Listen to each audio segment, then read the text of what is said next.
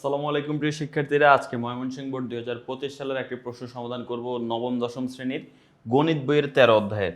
তো প্রথমে ক নাম্বার প্রশ্নটা যদি আমরা দেখি, দেখো প্রথম বলতেছে প্রথম 20টি স্বাভাবিক সংখ্যার ঘনের সমষ্টি নির্ণয় করো।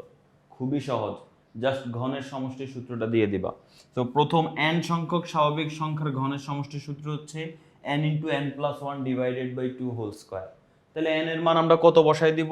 যেহেতু 20টি স্বাভাবিক সংখ্যার ঘনের সমষ্টি চাইছে, তার মানে n এর মান 20 হয়ে যাবে। তো n এর মানে যে এখানে 20, এখানে n এর মান 20 বসায় আমরা যদি ক্যালকুলেট করে ফেলি, তাহলে এখানে দেখো এই 2 20 এর কাছে কয়বার যাবে? 10 বার যাবে। আর 20 আর 1 যোগ করলে 21, তাহলে 10 × 21, আর পুরোটার উপর একটা স্কয়ার আছে। এখন 10 আর 21 গুণ করলে হবে 210, 210 এর উপর যদি স্কয়ার দেই 44,100 এত হয় আমাদের ঘনের সমষ্টি। খুবই সহজ, যার সূত্রের মধ্যে মান বসাই দিব। অর্থাৎ ঘনের সমষ্টির সূত্র হচ্ছে এইটা। এখন কয়টা ঘনের সমষ্টি? কয়টা? প্রথম 20টা, তার মানে n এর মান 20। আচ্ছা, খ নম্বর প্রশ্ন আমরা আসি। খ নম্বর প্রশ্নের ক্ষেত্রে আমাদের উদ্দীপকের প্রয়োজন পড়বে। উদ্দীপকে বলতেছে প্রথম 20টি এক নং থেকে ধারার 1 নং ধারাটি হতে n এর মান নির্ণয় করো। সো 1 নং ধারা মানে এটা থেকে n এর মান নির্ণয় করতে হবে। তো 1 নং ধারা দেখা যাচ্ছে যে এটা একটা সমান্তর ধারা, কারণ আমরা দেখতে পাচ্ছি ব্যবধান সবসময় 2 করে আছে, আর এটার n সংখ্যক পদের সমষ্টি দেওয়া আছে। এখন এই n সংখ্যক বলতে এটা কত সংখ্যক? 10 সংখ্যক, 20 সংখ্যক, 30 কত সংখ্যক এটা আমরা জানি না, এটা আমরা বের করব। n এর মানটা আমাদের বের করতে হবে। তো প্রথমে যেহেতু ধারা দেওয়া আছে, আমি তোমাদেরকে আগেও বলেছি ধারা দেওয়া থাকলে প্রথম ও প্রধান কাজ প্রথম পদ ও সাধারণ অন্তর বের করে ফেলা। প্রথম পদ হচ্ছে 3, a এর মান 3, আর সাধারণ অন্তরকে d দিয়ে প্রকাশ করে, যেটা হবে 5 - 3 মানে হচ্ছে 2। এখন আমাদেরকে প্রশ্নে সমান্তর ধারার সমষ্টি দেওয়া আছে, আমরা কিন্তু সমান্তর ধারার সমষ্টি সূত্র জানি কি? n/2 × 2a + n-1 × d। কি? n/2 × 2a + n-1 × d। এটা হচ্ছে সমান্তর ধারা n সংখ্যক পদের সমষ্টির সূত্র। আমরা সূত্রটা এখানে লিখে ফেললাম। এখন আমরা তো a এর মান আর d এর মান জানি, মানগুলো বসাই দেই। a এর মান কত? এর মান হচ্ছে 3, d এর মান কত? 2। এই যে a এর মান 3, d এর মান 2 বসাই দিলাম। 3 × 2 = কত? 6। 2 এর সাথে n গুণ করলে হবে 2n, 2 এর সাথে -1 গুণ করলে হবে -2। 6 থেকে 2 বিয়োগ করলে হবে 4, 2n এর জায়গায় 2n। এখন দেখো এখানে পরের লাইনে তুমি হয়তোবা বুঝতে পারতেছ না এই জায়গায় কি হয়েছে। এখানে যদি তুমি খেয়াল করো, এই জায়গার মধ্যে এই n/2 এটার সাথেও গুণ আকারে আছে, এটার সাথেও গুণ আকারে আছে। সো n/2 কে প্রথমে 4 এর সাথে গুণ দাও। n/2 কে যদি 4 এর সাথে গুণ দাও, তাহলে কি হবে? 2 4 এর কাছে কয়বার যাবে? 2 বার যাবে। এবার 2 আর n গুণ করলে কি হয়ে যাবে? এই যে 2n, এই 2n টা পরে লিখছে, বাট 2n আছে। এবার আবার n/2 কার সাথে গুণ হবে? n/2 এই 2n এর সাথে গুণ হবে। তো এই যে এই n/2, এই যে এটা এবার 2n এর সাথে গুণ হবে। 2n এর সাথে গুণ দিলে কি হবে? 2 2 কাটা যাবে, থাকবে দুইটা n মানে n স্কয়ার, মানে 2n + n স্কয়ার থাকে, এটাকে সাজায় n স্কয়ার + 2। এটা কিসের মান? এটা n সংখ্যক পদের সমষ্টির মান। কিন্তু প্রশ্নে তোমাকে n সংখ্যক পদের সমষ্টি দিয়ে দিয়েছে। কোথায়? এই যে দেখো প্রশ্নের মধ্যে কিন্তু বলে দিয়েছে n সংখ্যক পদের সমষ্টি কত। এই যে দেখো n সংখ্যক পদের সমষ্টি হচ্ছে 168। তো তুমি যেটা বের করছো সেটাও n সংখ্যক পদের সমষ্টি। প্রশ্নে 168 বলা আছে, সেটাও n সংখ্যক পদের সমষ্টি, তার মানে দুইটাই সমান। এখন আমরা বলতে পারি এটা সমান হচ্ছে 168। এই যে দেখো প্রশ্ন মতে এটা সমান হচ্ছে 168। এখন জাস্ট আমরা এখানে মিডল টার্ম করে ফেলবো। এই +168 কে বাম পাশে নিয়ে আসবো, -168 হয়। এবার এমন দুইটা সংখ্যা নিব যাদেরকে গুণ করলে 168 হয় এবং যোগ বিয়োগ করলে 2 হয়। তো 14 আর 12 গুণ করলে 168, আর 14 থেকে 12 বিয়োগ করলে 2 হয়। তাহলে এই জন্য 14n, এই 2n কে আমরা লিখতে পারতেছি 14n - 12n। এবার এই দুইটা থেকে কি কমন যায়? একটা n কমন যায়, n কমন গেলে n + 14 থাকে। আর এখান থেকে -12 কমন যায়, -12 কমন গেলে -12n থেকে -12 কমন গেলে শুধু n থাকে। -168 থেকে -12 কমন গেলে +14 থাকে। মনে রাখবে এখানে মাইনাস সহ কমন, এই জন্য সবগুলো চিহ্ন চেঞ্জ হয়ে গেছে। -12n কিন্তু +n হয়ে গেছে, -168 কিন্তু +14 হয়ে গেছে। এখন 168 থেকে কেমনে 14 হইলো? কারণ 168 থেকে 12 কমন গেলে 14 হয়। কিভাবে বের করবা? যেটা কমন নিবা সেটা দিয়ে ভাগ করো, তাহলে দেখবা 14 হবে অ্যান্সার। এখন আমরা লাস্ট আরেকবার কমন নিব। এখানেও আমরা দেখতে পাচ্ছি n + 14 আছে, এখানেও n + 14 আছে। তো একটা n + 14 যদি কমন নেই, তাহলে থাকবে n - 12। এই যে n - 12 থাকে। তো এখন হয় এটা সমান 0, না হয় এটা সমান 0। সো n - 12 = 0 ধরলে n এর মান 12 হয়, -12 ওই পাশে গিয়ে +12 হয়। আর n + 14 = 0 ধরলে +14 ওই পাশে গিয়ে -14 হয়ে যায়। তবে এটা গ্রহণযোগ্য নয়, কারণ আমরা জানি n এর মান ধারার ক্ষেত্রে n এর মান কখনো ঋণাত্মক হতে পারে না, কারণ n হচ্ছে পদ সংখ্যা ঋণাত্মক হতে পারে না। তাহলে n এর মান কত? n এর মান 12। খ নম্বর প্রশ্নে n এর মান জানতে চেয়েছে, বের করে ফেললাম। এবার আসো গ নাম্বার প্রশ্ন। গ নাম্বার প্রশ্ন আরেকটা ধারা নিয়ে আলোচনা করা হয়েছে। দেখো 2 নং ধারার প্রথম 10টি পদের সমষ্টি নির্ণয় করো।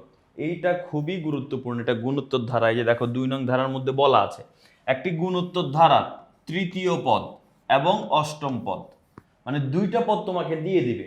এটা মনে করো যে ম্যাক্সিমাম বোর্ডে এই টাইপের প্রশ্ন আসবে, এই যে দ্বিতীয় টাইপের যেটা এই 2 নং উদ্দীপকে দুইটা তম পদ দিয়ে দিবে। এই যে দেখো একটা 3তম পদ দিয়ে দিল, একটা 8তম পদ দিয়ে দিল, দুইটা দিল টোটাল। এটা দিয়ে তোমাকে কি কি বলতে পারে, তোমাকে একটা ধারা নির্ণয় করতে বলতে পারে, তোমাকে হচ্ছে এই যে 10টি পদের সমষ্টি বা যে কোনো পদের সমষ্টি বলতে পারে বের করতে, তোমাকে অন্য আরেকটা পদ মনে করে বলবো যে 13তম পদ কত নির্ণয় করো, এরকম তম পদ বের করতে বলতে। তো যেটাই বলুক না কেন তুমি পারবা, শুধু তোমাকে আগে কি করতে হবে, এর মান আর আর এর মান বের করতে হবে। সাধারণ যেহেতু গুণোত্তর ধারা সাধারণ অনুপাত বের করতে হবে, তাই আমরা এই দুইটা ইনফরমেশন দিয়ে আগে আমরা এর মান আর আর এর মানটা নির্ণয় করে ফেলি।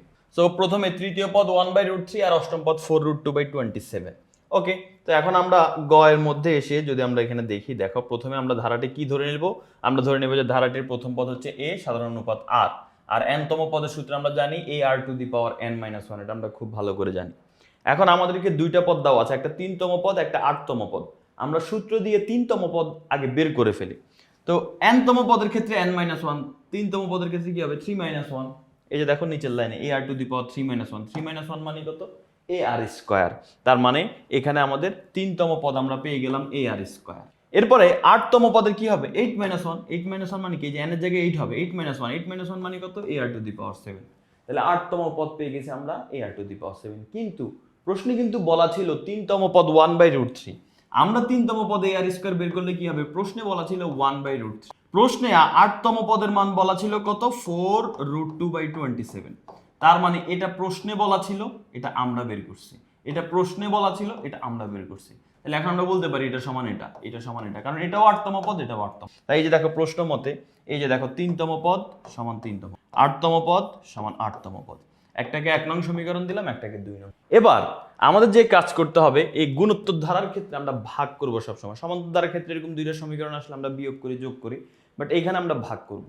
তো ভাগ করব কাকে দিয়ে কাকে ভাগ করব, যেটার পাওয়ার বেশি সেটাকে ভাগ করব, যেটার পাওয়ার কম সেটা দিয়ে। আমরা দেখতে পাচ্ছি 2 নং সমীকরণে পাওয়ার বেশি, 2 নং সমীকরণে পাওয়ার হচ্ছে 7, আর 1 নং সমীকরণে পাওয়ার হচ্ছে 2। তাহলে 7 কে 2 দিয়ে ভাগ করব, মানে 2 নংকে 1 নং দিয়ে ভাগ করব। তো ভাগ করার নিয়ম কি, এই যে প্রথমে লিখে দিলাম 2 নংকে 1 নং দ্বারা ভাগ। ভাগ করার নিয়ম কি, ভাগ করার নিয়ম হচ্ছে বাম পক্ষকে বাম পক্ষ দিয়ে ভাগ। এই ar⁻7 কে ভাগ করব ar² দিয়ে। দেখো ar⁻7 কে ar² দিয়ে ভাগ করলাম। আবার এই যে দেখো এই ডান পক্ষকে ডান পক্ষ দিয়ে ভাগ, এইটাকে এটা দিয়ে ভাগ করতে হবে, এই যে এইটাকে ভাগ করলাম এটা দিয়ে। ওকে,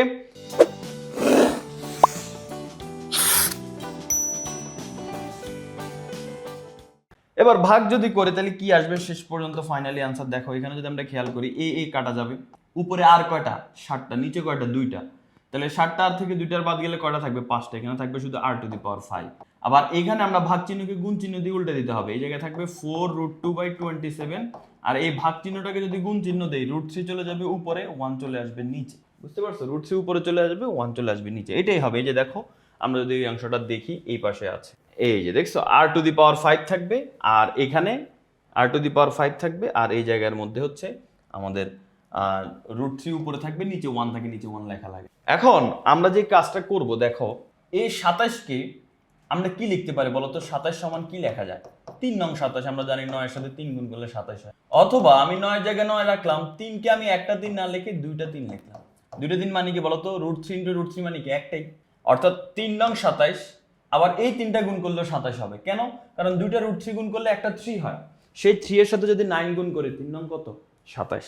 তার মানে 27কে আমরা এই 9 × √3 × √3 লিখতে পারি। এই জন্য 27কে দেখো 9 × √3 × √3, কেন, এই √3 আর এই উপরের √3 কাটাকাটি, তাহলে নিচে থাকলো 9√3, উপরে থাকলো 4√, আর বাম পাশে তো r⁻5।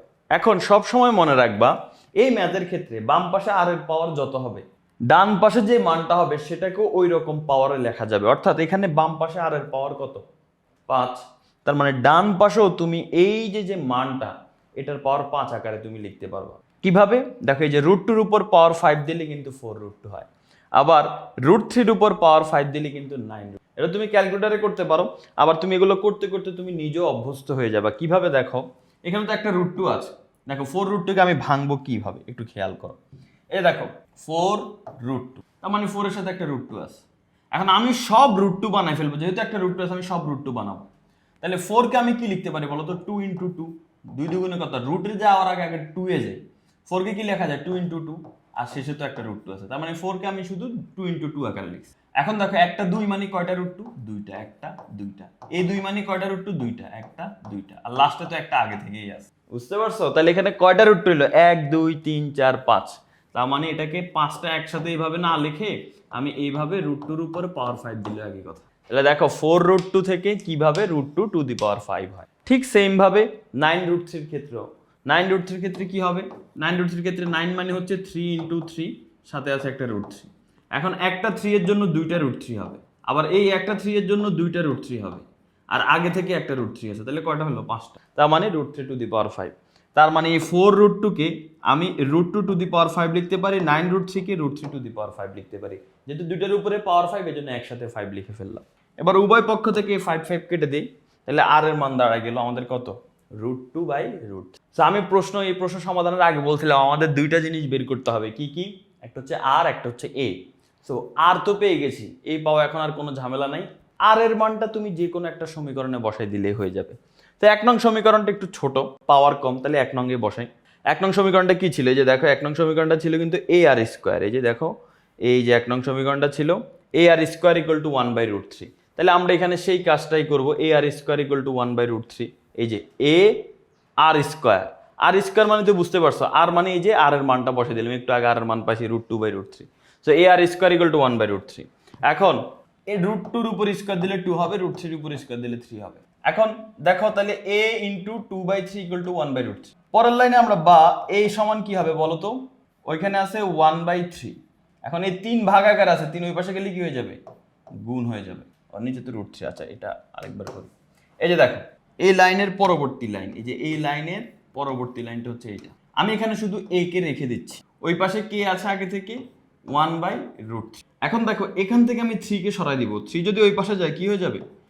গুণ হয়ে যাবে। আর 2 যদি এখানে লবে আছে মানে গুণ আকারে আছে, লবে আছে মানে গুণ আকারে আছে, ওই পাশে গেলে কি হয়ে যাবে? ভাগ হয়ে যাবে। 2টা নিচে যাবে, তার মানে 3 আর 1 গুণ করলে 3, 2 আর √3 গুণ দিলে 2√3, তার মানে 3/2√3। এই যে দেখো 3/2। এখন 3 কে কয়টা √3 লেখা যায়? দুইটা √3 লেখা যায়। 3 মানে হচ্ছে √3 × √3। তার মানে এখন এই √3 আর এই √3 কাটা যায়, তাহলে বাকি থাকলো কি? √3/2। তার মানে এর মান আমরা পেয়ে গেছি। এর মান কত? এর মান √3/2। এখন তুমি এর মানও পেয়ে গিয়েছো, আর এর মানও কিন্তু তুমি পেয়ে গিয়েছো। আর এর মান হচ্ছে √2/√3। এখন এর মান আর এর মান পাইলে এখন তোমাকে যাই বলুক না কেন, কোনো তো অমপদ বের করতে বলুক, কোনো সমষ্টি বের করতে বলুক, বা ধারাটা নির্ণয় করতে বলুক, তুমি পারবা। তো কিন্তু আমাদের এখানে বলছে সমষ্টি নির্ণয় করতে।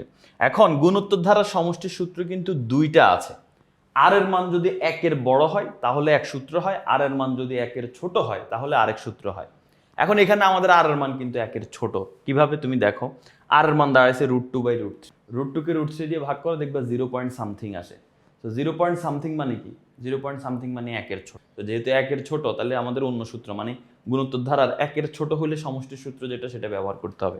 সমষ্টির সূত্র কি? এই যে দেখো, a × 1 - r to the power n divided by 1 - r। এটা কখন হয় এই সূত্রটা? যখন r এর মান 1 এর ছোট, আর r এর মান 1 এর বড় হলে তখন সূত্র হয় a × r to the power n কে আগে লিখবো আর 1 কে জাস্ট পরে লিখবো, আর নিচে r কে আগে লিখবো, 1 কে পরে লিখবো, অর্থাৎ a × r to the power n - 1 divided by r - তো এখন যেহেতু আমাদের r এর মান 1 এর ছোট, তার মানে আমরা এই সূত্রটা ব্যবহার করব।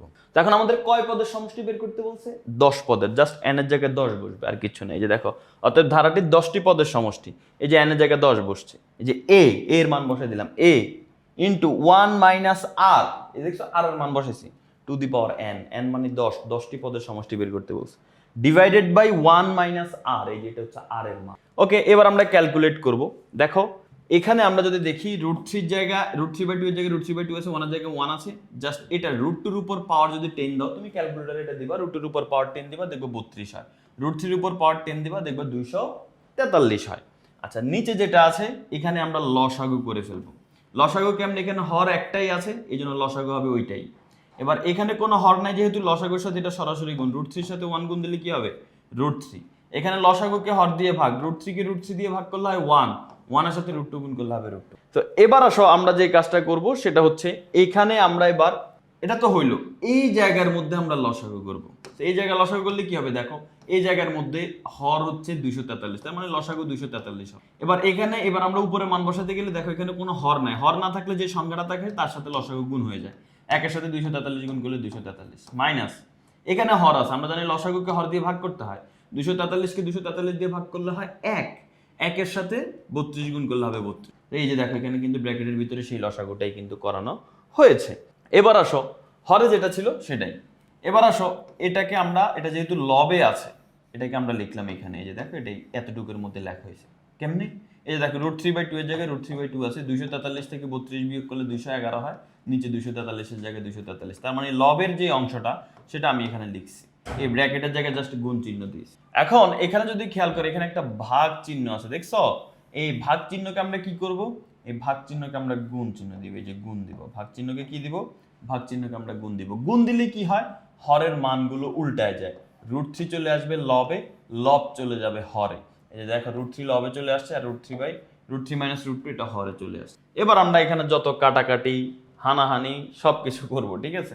কিভাবে দেখো, এখানে তেমন কাটাকাটি যায় না, তো সেই ক্ষেত্রে দেখো এই √3 আর এই √3 গুণ করলে কি হবে? শুধু একটা 3, তাহলে ওই এটা আর এটা গুণ করে 3 হয়ে গেছে, তাহলে ওটার জায়গায় কি থাকবে? শুধু 1 থাকবে, আর কিছু থাকবে না, কারণ এটা আর এটা গুণ করে, বা তুমি এটা একসাথেও গুণ করতে পারো, এই লবের এই সবগুলো একসাথে গুণ করে, তো এখানে আলাদা আলাদা করে করা হয়েছে। তুমি একসাথে গুণ করলে কোনো সমস্যা নেই। একসাথে গুণ বলতে আমি কি বুঝাইছি? এই যে দেখো এই তিনটাকে যদি তুমি একসাথে গুণ করে দাও তাহলে সেই ক্ষেত্রে একটা মান আসবে, আর পরে এই হরের এই দুইটাকে গুণ করে এটা একসাথে। তো এটা ডিপেন্ড করে, এটা অনেকে হচ্ছে অনেক বড় করে করে বা অনেকে ছোট করে করে, বাট এখানে যেভাবে আছে আমি তোমাকে সেইভাবে বুঝাই দিই। প্রথমে √3 আর √3 গুণ করলে 3 হয়, তাহলে ওই জায়গায় শুধু 1 থেকে যাবে, আর 211 জায়গায় 211, নিচে যা আছে সব ঠিকঠাক। এবার দেখো 3 দিয়ে আমরা কাটাকাটি করতে পারি। কিভাবে? 3 এই 243 এর কাছে আমাদের হচ্ছে কয়বার যাবে? 81 বার যাবে, ঠিক আছে? 81 বার যাবে, তাহলে এখানে 81, ঠিক আছে? যে 3 একে 3, 3 81 243। আচ্ছা এবার আর কাটাকাটি যায় না, এবার 211 সাথে 1 গুণ করলে কি হবে? 211, আর নিচে 2 আর 81 গুণ করলে হবে 162, সাথে আছে √3 মাইনাস, বুঝতে পারছো? √3 মাইনাস √2। এখন তোমরা 3 অধ্যায়ে মাঝে মাঝে দেখবা যে এই হরে যে মানটা থাকে এটার উল্টাটা দিয়ে লব হরকে গুণ করতে হয়। উল্টা এটা যেহেতু √3 মাইনাস √2, আমরা এখন √3 প্লাস √2 দিয়ে হর লবকে গুণ করব। এই যে দেখো 211 সাথে √3 প্লাস √2 গুণ হয়েছে, আবার এই হরের সাথেও এই যে হরের সাথেও কিন্তু √3 প্লাস √2 দিয়ে গুণ হয়েছে। তো এটা কেন করছে? এটা করছে এই জন্য, দেখো এইখানে আমরা এখন পরের লাইনে, এখানে যদি আমরা একটা এক্সট্রা লাইন করি, এই লাইন থেকে পরের লাইন অনেক হয়তো বুঝবা না, তো প্রথমে 211 সাথে ওইটা যেভাবে আছে ওইভাবে থাকুক, 211 ইন্টু √3 প্লাস √2, ওটা ওইভাবে থাকুক। নিচে দেখো, নিচে হচ্ছে 162 থাকলো 162।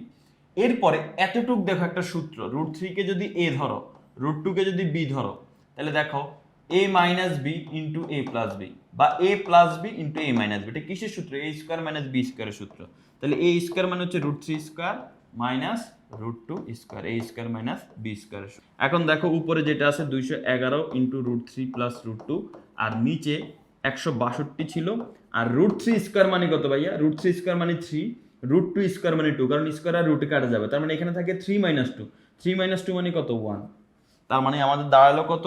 211, আর নিচে হচ্ছে 162। আর এই ব্র্যাকেটের মানটা তুমি উপরেও লিখতে পারো, চাইলে সাথেও লিখে দিতে পারো √3 প্লাস, এই যে এটাই আর কি এখানে সরাসরি। তো এরই মাধ্যমে আমরা আমাদের এই বোর্ডটা প্রশ্ন সমাধান করে ফেললাম। গ নাম্বারের শেষে এসে একটু ঝামেলা, মানগুলো অনেক বড়, বাট 2-1 বার তুমি প্র্যাকটিস করে দেখবে সহজ হয়ে যাবে। এই ক্যালকুলেশনগুলো যদি তুমি ভালো করে করতে পারো, যেগুলো একটু কঠিন ক্যালকুলেশন, তাহলে তোমার কাছে সামনে মানে নর্মাল যে ক্যালকুলেশন বা একটু মডারেট যে ক্যালকুলেশনগুলো আসবে ওইগুলো তোমার কাছে আর প্যারা মনে হবে না। ম্যাথে ক্যালকুলেশন দেখলে বা কঠিন কোনো জিনিস দেখলে কখনো ভয় পাবা না, ওগুলো সমাধান করবা। এই জন্য সমাধান করবা যে ভবিষ্যতে সামনে যদি কঠিন কোনো কিছু আসে তোমার কাছে সেটা আর কঠিন মনে হবে। তো সবাই ভালো থাকো, সুস্থ থাকো, আল্লাহ হাফেজ, আসসালামু আলাইকুম।